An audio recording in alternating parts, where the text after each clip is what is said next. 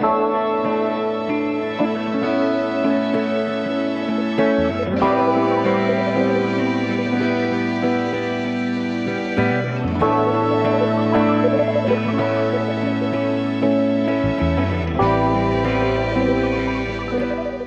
everyone and welcome back to my channel. It's Amber Shanice here, and today I have such an exciting video in store for you all. I am going to be doing another Rosie Caldwell pattern today, and it's going to be the Roo Tote Bag. She more recently dropped this pattern. I was so thrilled because I am in need of a new diaper bag. The one that we've been using for our son has stood the test of time. It would definitely be nice to have a new one, and this pattern I thought was perfect, especially because I'm about to have a baby girl. I wanted a slightly girlier bag, but one that wasn't in your face girly, because I know my husband will be holding this bag a lot of the time when we're out together. I did run to Hobby Lobby to pick up my fabrics. That's my local store that I have fabric from because there's no longer a Joann's, unfortunately. And if I want to source other fabric, I just have to plan ahead of time. But these fabrics are actually really nice and I'm excited to use them.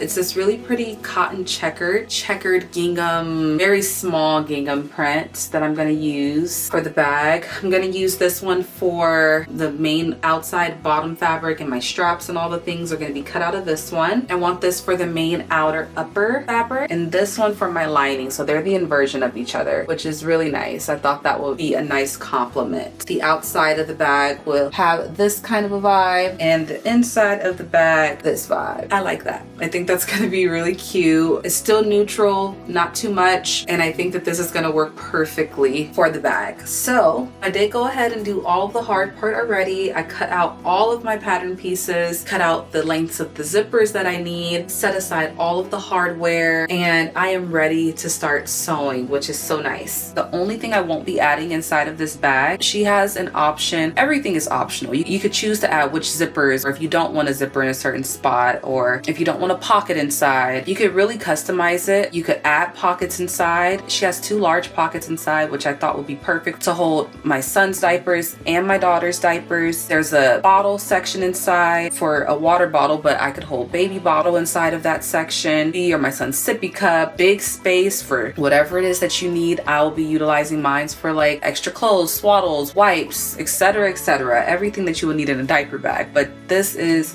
a beautiful bag to use for whatever. I'm going to omit the key clip. I don't think I need the key clip, so that's the only thing that I didn't cut out. It was one small piece that I didn't cut out for that. So I have my instruction booklet here, and to get started, I'm going to be knocking out the preliminary steps, which are the straps and the quilting, so that all of that is done and all you have to do is actually assemble the structure of the bag. So let's just jump right into that. I've read over my instructions and I'm going to go ahead and start on these straps now. I'm going to be taking the interfacing, the fusible interfacing on the main body strap and the short straps, as well as the zipper end tabs, and get them all pressed and folded in the same process that I would if I was making bias tape. I'm going to go ahead and jump into that now.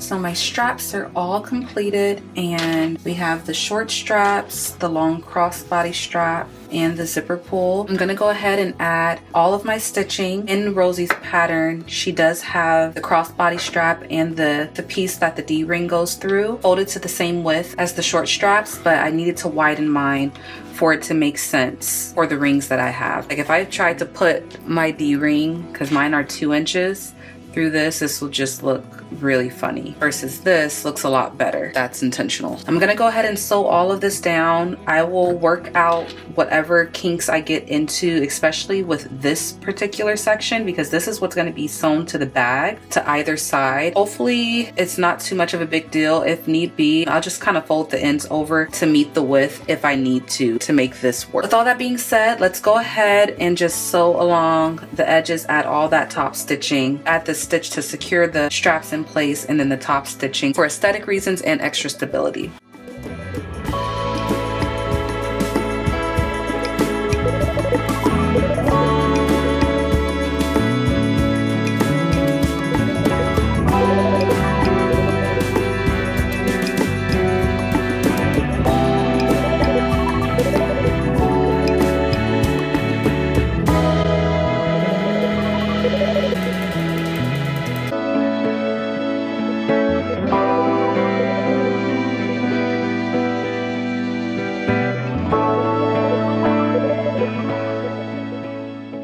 All of my straps are complete, and now I'm going to cut them to the exact measurements that she has here in her instructions. She had us make it a little bit longer, I'm sure, just to be sure that everything was gonna line up nicely in the end. So I just have to cut off a tiny bit.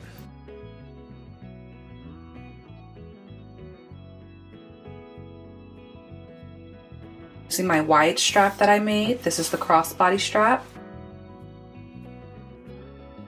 So I'm pinning my slider in place on one end of my strap.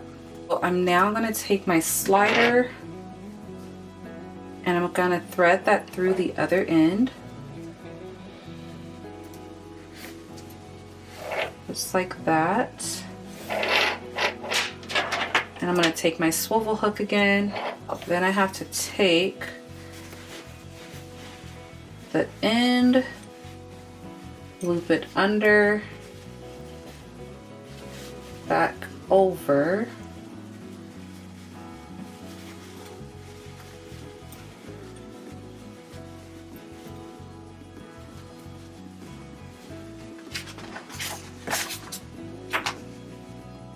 to stitch this portion down.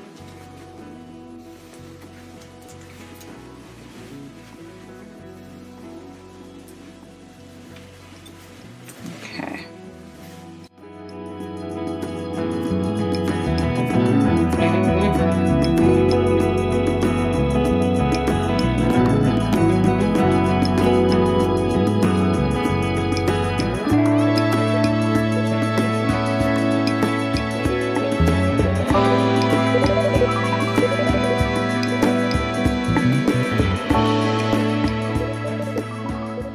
Now for the zip-in tabs, I'm just attaching them to my D-rings, and I'm gonna sew along the bottom.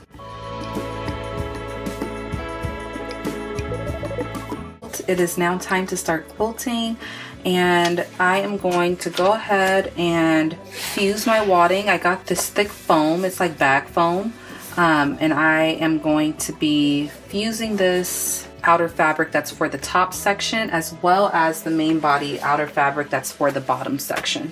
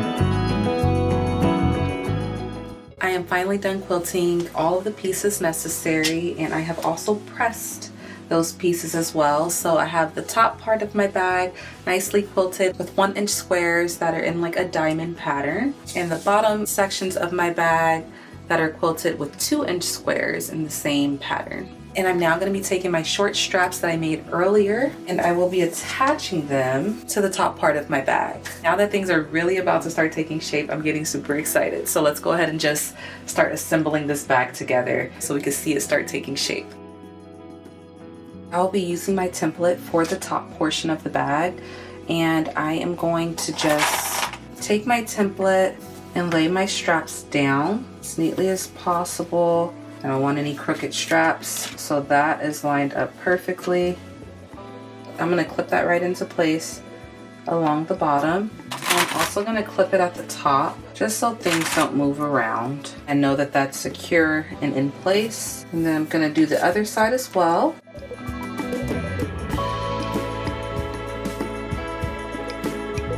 I'm going to make marks for where to stop on both sides. Just going to measure how tall this is.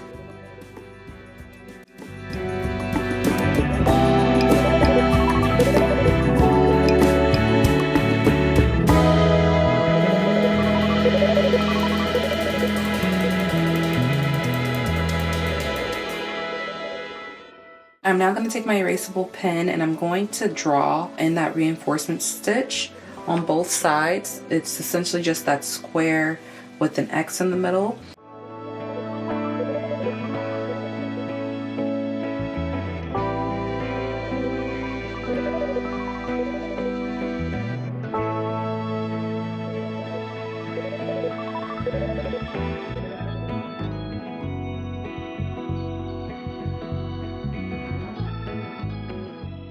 I repeated all of those steps for the back top section as well of the bag. The next step looks like we have to take the bottom of the bag and sew it to the top of the bag. So I'm just going to take this bottom portion of my bag and I'm going to clip this together just like that, and then I'm just going to sew right along this bottom edge.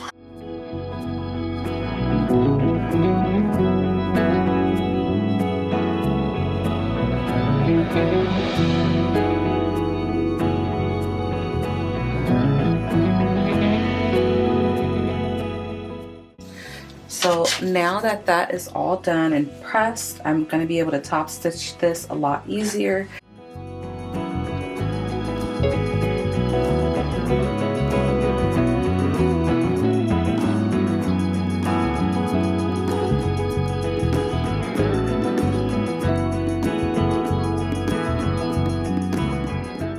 And I'm now going to repeat these steps to the back portion of my bag as well. The front and back of my bag is all sewn up and they are both looking really good. So here's the front and the back. And I am now going to go ahead and create a label. Now I don't have labels made.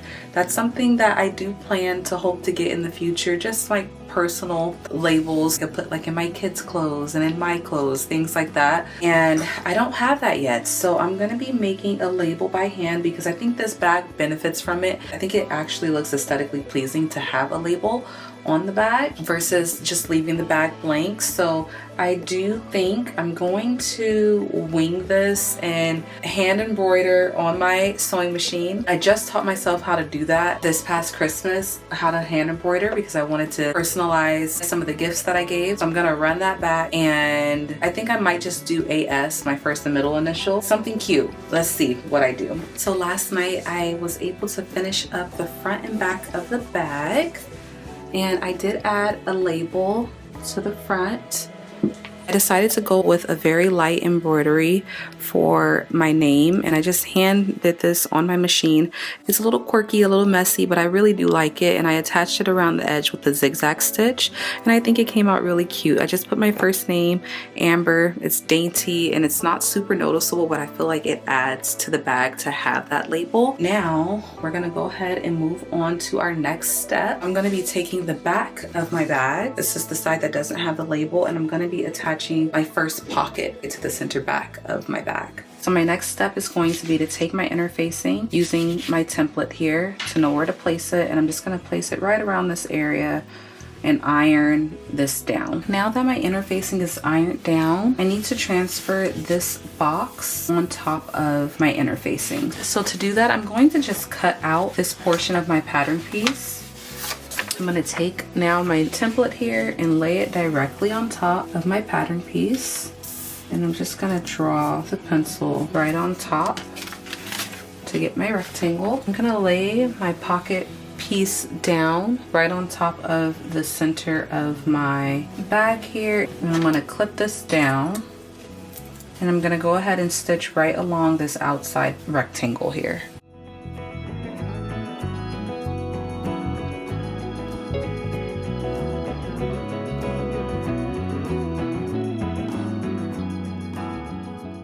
Now I'm going to go in and cut this out.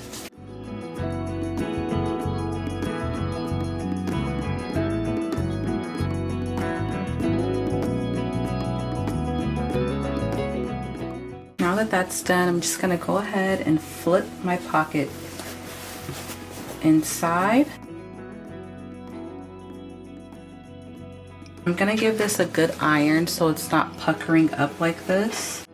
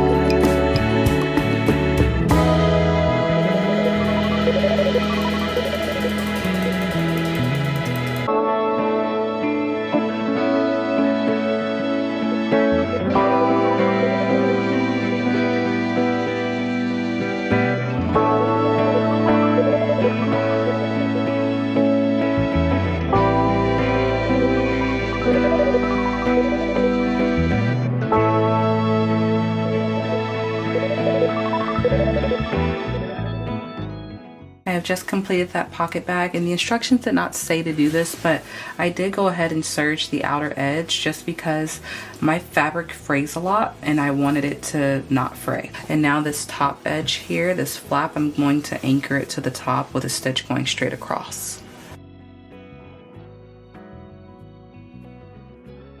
So inside this bag, there's two pockets. There's two very large pockets on the inside of this bag, and that's what I'm going to be starting to work on here.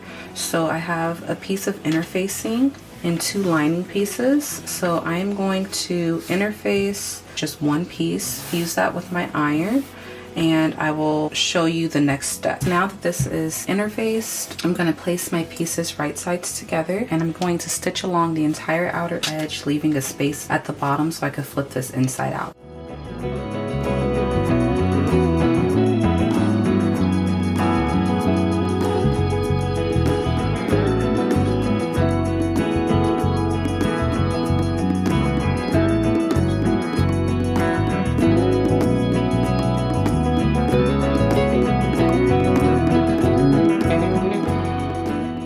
Okay, so I have pressed that down, and now I'm going to just sew this little opening shut.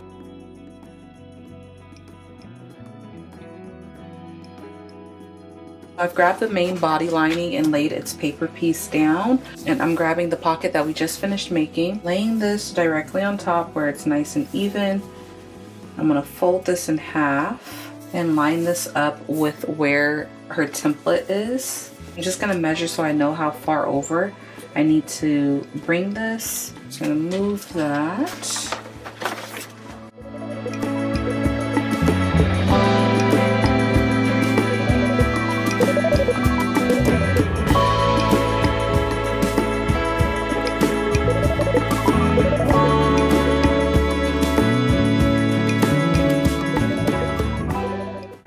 that is stitched in place. I'm gonna use her guide here so I know how to fold my fabrics.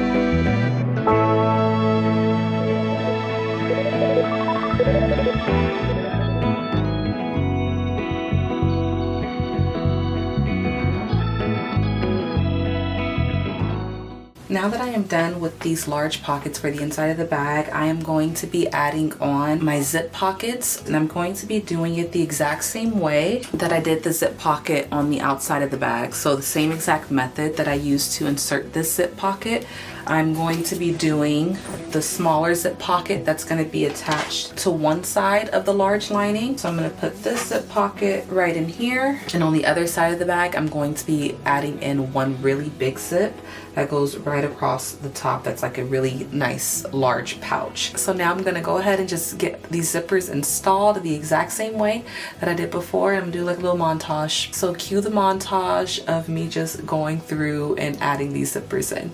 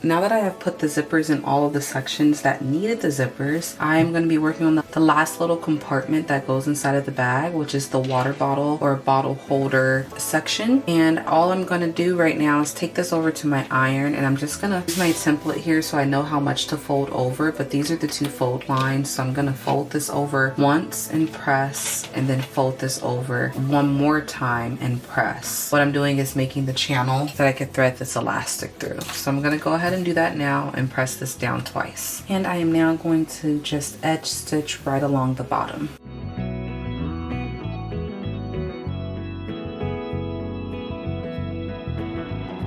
And after edge stitching that down, I am going to add 2 rows of gathering stitches along the bottom side.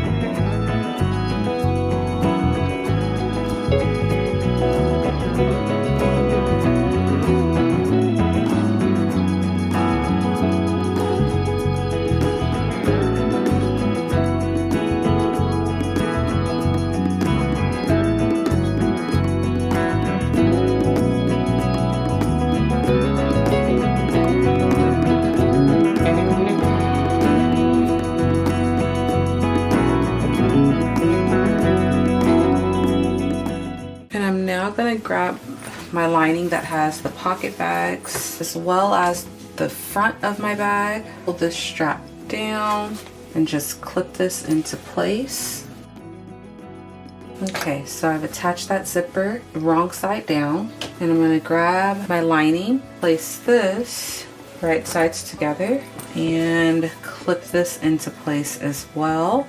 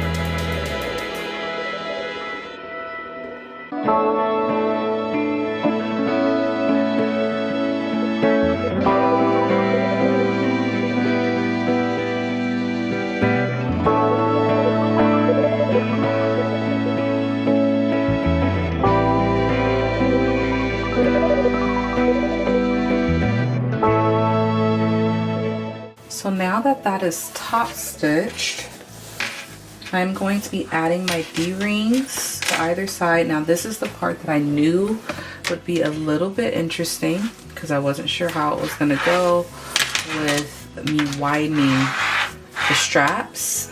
So let's see how I could finesse these straps in here to fit. My straps are quite wider. I think to troubleshoot this issue, I'm just going to take one side. This is going to make it quite thick, but it's the only thing I could think of to make this fit. Fold this section, and with it folded like that, that fits the space. So I'm just going to fold this and stitch right across this area before attaching it.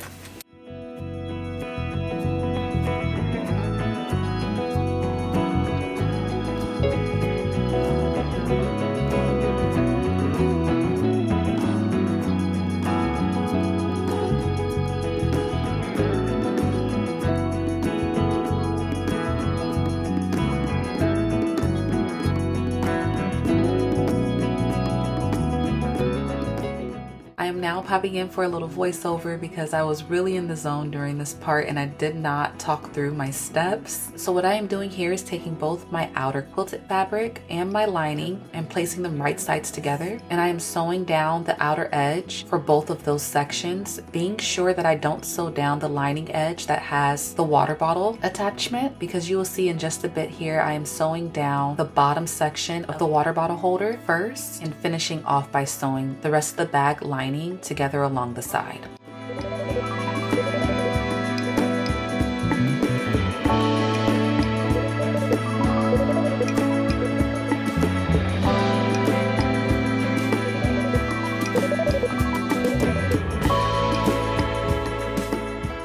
After getting those side seams all sewn up, I went in and sewed down the bottom section of the quilted portion of my bag and the lining portion of my bag, being sure to just leave a wide enough opening on the lining so that at the end I could flip my entire bag right side out. I am now creating those boxed corners for the bag by taking those final sections that are left open and sandwiching them shut before sewing.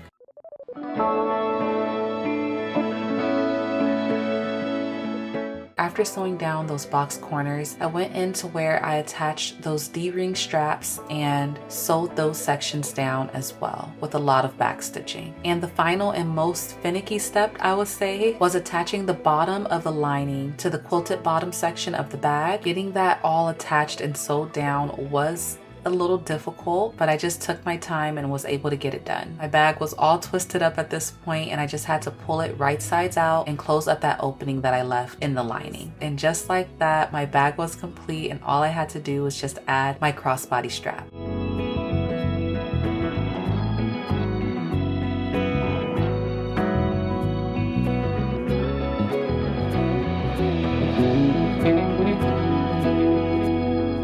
My bag is finally complete and I am beyond thrilled because I feel so accomplished. I don't know if I've felt this type of accomplishment with any of my sewing projects the way that I do over this bag right now. I feel like after completing this bag, I can call myself a sewer because this was a lot of work. There was so much work put into creating this bag, but it was so worth it because this bag turned out so beautifully. Rosie Caldwell definitely did her thing with this pattern because it is so good. There are a lot of steps with this bag, a lot of finicky details, a lot of time that was needed to put in to create this bag, but boy was it worth it. And as I said in the beginning of this video, I'm planning to use this as my diaper bag. I can't get over how cute this is. I love how all the colors look together. I love the tag on the front, all of the zipper details. I was debating on if I wanted to add the tabs to the ends of the zippers, and I did end up going ahead and adding those tabs, and I think it does add to it and make it look extra cute. This bag has a lot of beautiful features, which is why I felt like it would be perfect for my diaper bag.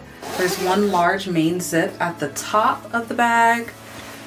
The back of the bag has one small zip, which is really nice. I feel like this will be perfect for just the tiny things that you need to grab out quickly. Your cards, your keys, whatever it is that you need access to quickly. This is the perfect little pouch for that. The inside has two zipper pockets that are great. One that's like a medium size on the front part of the bag.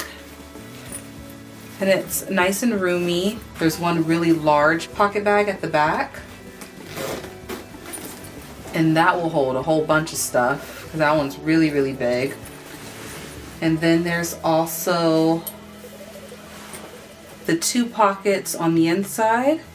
And I think these will be perfect for diapers. I've already tested it out. I'm able to fit my son's diapers on one side, and I'll be able to fit my daughter's on the other side. And if we need some extras, if it's a long day, this back pouch is perfect for that. And wherever else, because there's so much room. This is a really roomy bag. We're going to be able to carry quite a bit in this bag. And then also the bottle holder, the water bottle holder. I learned so many new skills with sewing this bag up that I've never done before. If you are ready to jump into something that's going to test your skills as a sewer, I definitely recommend giving Rosie Caldwell's Roo Tote Bag a shot because it is, like I said before, a fulfilling make. It's a beautiful bag. You're able to be so creative with what you want your bag to look like because she has a bunch of different variations of the bag, and I hope to make maybe one more sometime soon in a different colorway. I really hope that you guys enjoyed watching this video as much as I enjoyed making it, and if you did like it, it would mean so much to me if you were to give this video a thumbs up. It helps me out. I am a small creator here on YouTube, first starting out, and I am finding so much joy in filming and publishing these videos for you all and appreciating all the beautiful and sweet comments that you guys are giving me. It really helps build the momentum and get me that much more excited to put another video out for you guys. So if you've liked what you've seen so far and would like to continue seeing projects, I love the artsy parts of life, and so that is the content that I love to make and share because it's just a part of my everyday life. So if that sounds like it's also up your alley, I would absolutely love if you were to stick around and subscribe and come along on this journey with me as I try to find my little place here on YouTube. Thank you all so much again for watching. I hope you all have a beautiful and blessed day wherever you are in the world, and I will see you all next week for a brand new video.